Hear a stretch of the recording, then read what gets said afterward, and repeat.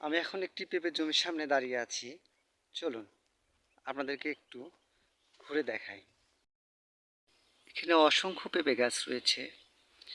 এখানে প্রায় 5 বিঘার মতো জমিতে পেঁপের চাষ করা হয়েছে। এখানে যে পেঁপের জাতটি দেখতে পাচ্ছেন, এটি নাম বাবু। এটি লাল তীর সিড লিমিটেডের হাইব্রিড একটি জাত, বাবু F1। দেখুন কি পরিমাণে ফলন ধরেছে। এই জাতটি সবজির জন্য অনেক বেশি উপযোগী। প্রতিটি পেঁপের গড় ওজন 1.5 থেকে 2 কেজি। দেখুন প্রতিটা গাছে কি পরিমাণে ফলন ধরেছে। এটি গাছের প্রথম পর্যায়ের ফলন।